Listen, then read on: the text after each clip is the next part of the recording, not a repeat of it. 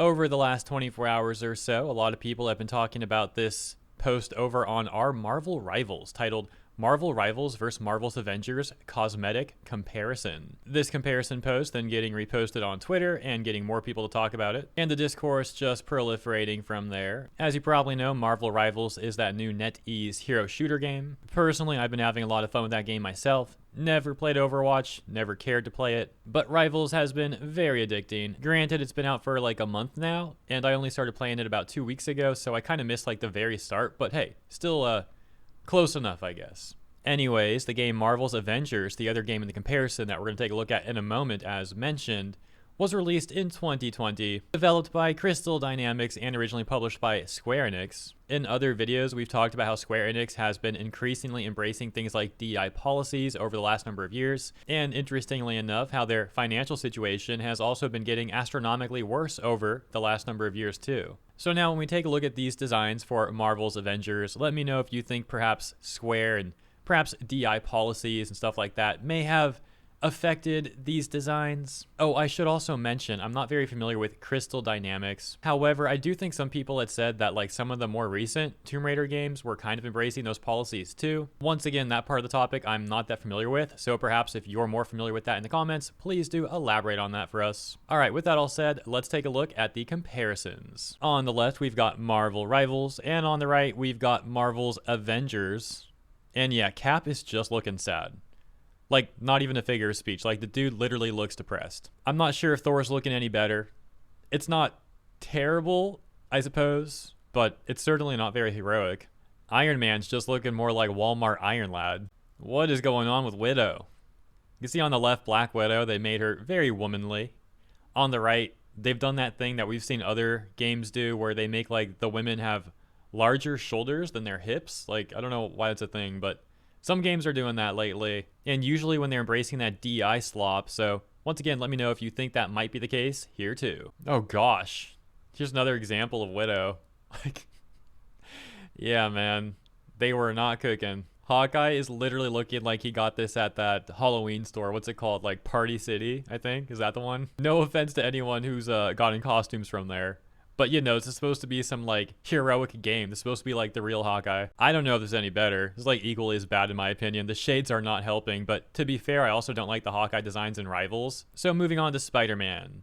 And I will say this is the only one that I think doesn't look terrible. I don't think it looks good, but it's passable. It's not as bad as the other ones. You can't say the same for Black Panther though. This just looks weird. It looks like they made Panther's hips wider than his shoulders are. And then for Widow, they make her shoulders wider than her hips. I just don't get it. Now, the Rivals Panther on the left, though, does look pretty sick. Oh, no. Yeah, this just got significantly worse, and it was already terrible. I don't even have much to say here. I don't think I need much to say on this one. The pictures speak plenty. The Panther on the left would be ashamed of the Panther on the right. And then we've got Bucky. I don't think this is the worst one that we've seen, but he'd look better if he had the mask, in my opinion. Oh, you know what? I totally forgot about the Hulk. We've definitely got to talk about this. So, as I'm sure you can tell, the top image this time is the Rivals design, and the one on the bottom is the Avengers design.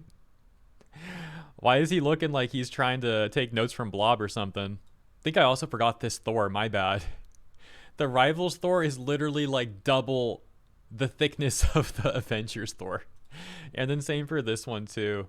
And I'm not even saying that their Rivals designs are perfect. I think some of them are better than others, and some of them are kind of like over the top even. But I'll certainly take the Rivals designs over whatever the heck they were trying to do with the Avengers designs. As mentioned, since this discourse started, gamers have been mocking the Avengers designs.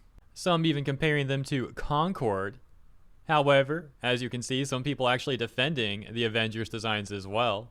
Such as the comment on the bottom attempting to defend the Rivals designs because they came out 4 years ago, which is obviously a terrible point. There's designs from games that are like 20 plus years old that look awesome.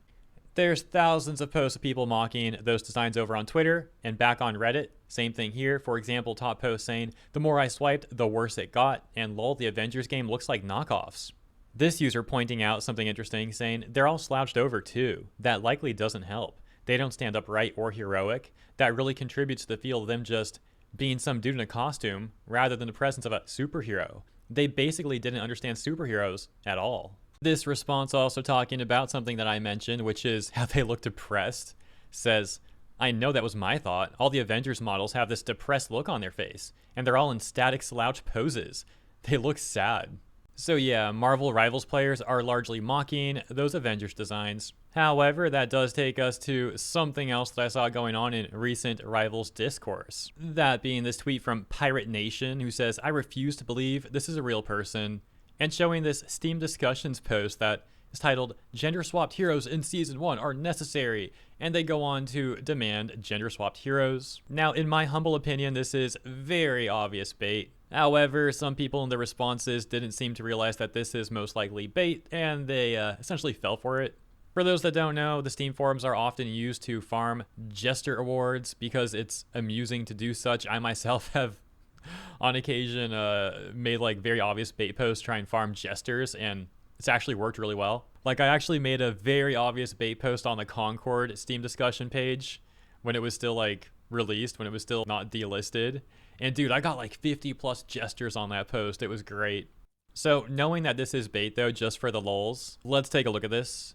Gender swapped heroes in Season 1 are necessary. Hello, I think I speak for the large community to say we don't like playing certain heroes because of them being only one gender, male or female. Such obvious bait, oh my gosh. When the new heroes are released, we should have gender-swapped versions for each one to not discriminate against people that want to play those heroes, but not their given gender. I.e., we want to play Doctor Strange, but he's too masculine for us. We want a female-swapped version with the same kid as him. This will allow everyone to play equally. Hopefully we can get this fixed for Season 1. Now, as obvious of bait as that is, like, Rivals players are not seriously demanding this. And hypothetically, even if this wasn't bait, it's like one dude. But that said, it's still funny how, to a lesser extreme extent, there are people who unironically kind of make takes like this. For example, just yesterday, we were talking about this Redditor who seriously said that it's disrespectful for games to include a male/female character option, and that they should all essentially be Type 1 and Type 2. A very clearly terminally online and brain-rotted take. The good news is, the majority of Marvel Rivals players don't seem to be like those sort of people, those modern audience sorts of people, and the only ones who really are probably ones who came over from playing Overwatch. And even though I'm completely serious, that's a joke, so no one get offended, okay? Okay, cool. Anyways, yeah, that's about that, so let me know what you guys think about the Marvel Avengers designs versus the Rivals designs, and once again, the important question, do you think that DEI policies and perhaps influence from Square Enix being the publisher may have been a cause, maybe not the entire cause, but at least a part of the cause for why those designs ended up being the way that they were? And let me know what you think about all this Steam discussion trolling and like unironic posts like that though, and you know, everything that we went over, you get the point. I'll leave it there. Thank you so much for tuning in. If you enjoyed this segment, consider liking and or subscribing. Appreciate you, and I look forward to seeing you in the next one.